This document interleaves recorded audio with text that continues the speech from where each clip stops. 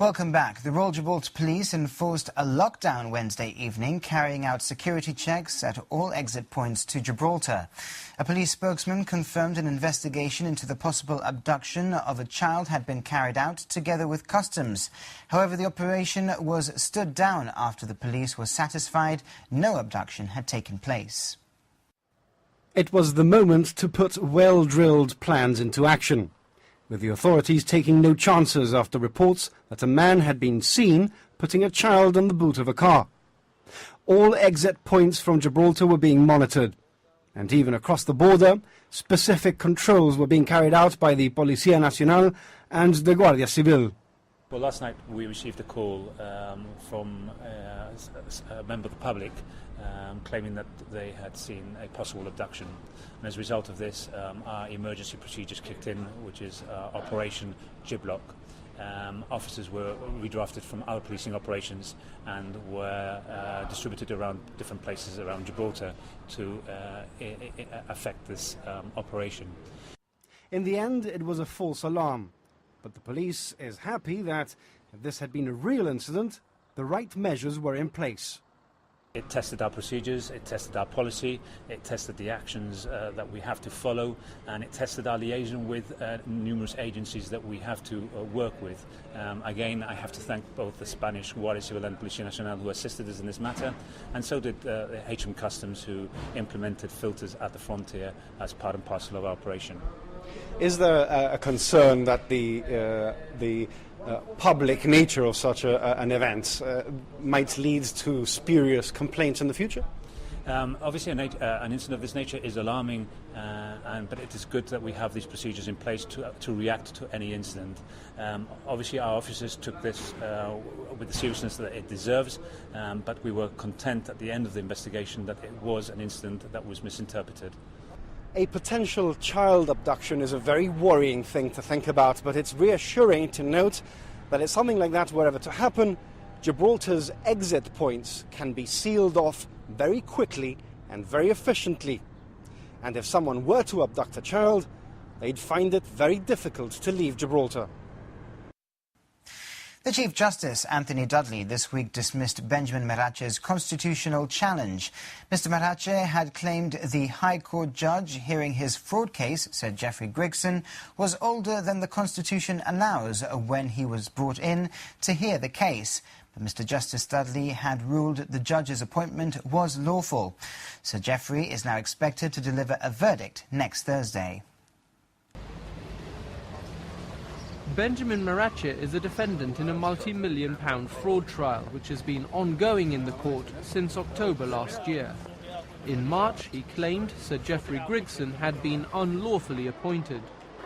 The crux of Benjamin Marache's submission was that the UK High Court judge brought in especially to hear his case was older than the Gibraltar Constitution allows when he was appointed in 2012, aged 67. Sir Geoffrey will be 70 later this year. He was appointed an acting puisne judge in late 2012 by the then Governor Sir Adrian Johns in consultation with the Judicial Service Commission.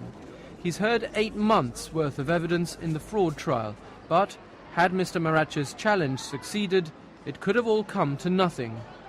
Benjamin Marache brought 2 different actions to the Supreme Court, both challenging the legality of Sir Geoffrey's appointment.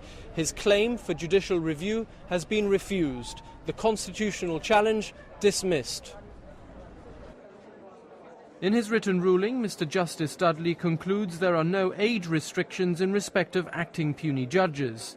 In response to arguments put forward by Mr. Marache, the Chief Justice also said the constitutions of Bermuda and Cayman Islands do not assist when construing our constitution. Luis Baglietto and Charles Bonfante represented the Attorney General as a defendant and the Office of the Governor as an interested party. The Chief Justice said the proper defendant would have been the Governor, arguing Mr. Marache had aimed at the wrong target, concluding that for that reason also both actions fail. Mr. Baglietto informed the court he'll now be making an application to recover costs. Mr. Justice Dudley pointed out Mr. Marache has been declared bankrupt. Mr. Baglietto responded that fact doesn't preclude the application being made. Appearing for Mr. Marache, Nicholas Gomez said his client will appeal today's ruling.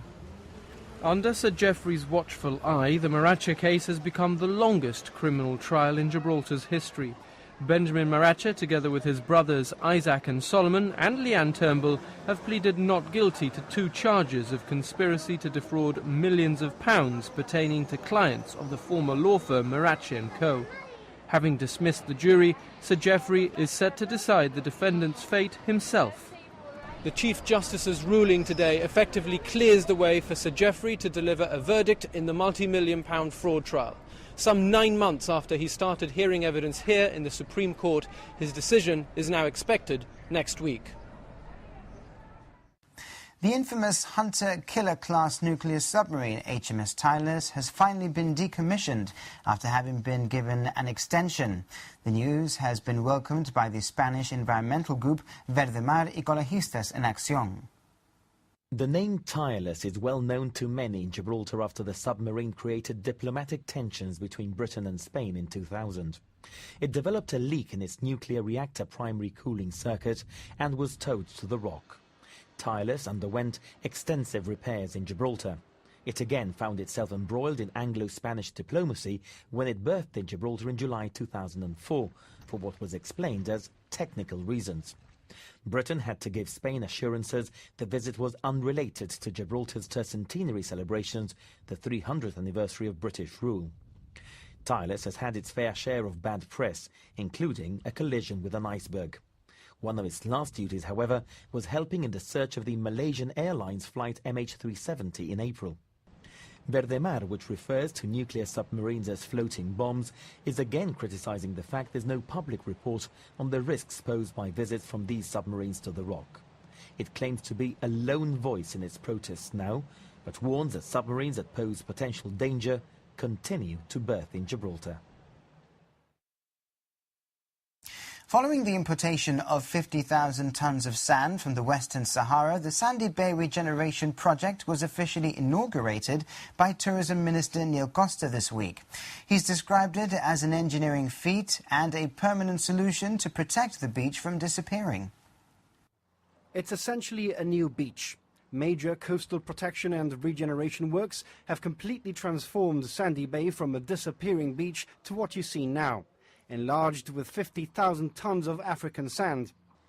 Dutch firm Van Oord, an experienced coastal engineering contractor, has worked closely with the government's technical services department for months to create the groins and breakwaters which will protect the sand. Tourism Minister Neil Costa says Sandy Bay has always been a popular beach for Gibraltarians and is thrilled with the prospect of returning it to its former glory. The government started the project of Sandy Bay by constructing 2 curved groins, which you saw this morning at the beach, and you also would have seen the construction of a submerged underwater breakwater. That engineering work will ensure that Sandy Bay remains a sandy beach and that wave action does not diminish the size of the beach. As you rightly point out, it is in effect a new beach as well because we've brought sand in from Morocco, so that it's not sand that's native to this part of the world. And Environment Minister John Cortez says the construction of the groins and breakwaters has had a positive effect on the surrounding flora and fauna. Well, clearly with this new sandy habitat, which is going to be protected, which will develop its own marine life, but also the groins and the offshore breakwater have created a habitat for marine life as well. And already you can see on the rocks lots of species like crabs, for example, shoals of fish which are taking refuge in the reefy area that's been created. It becomes a breeding site for fish, and obviously it'll greatly enhance the biodiversity of the area.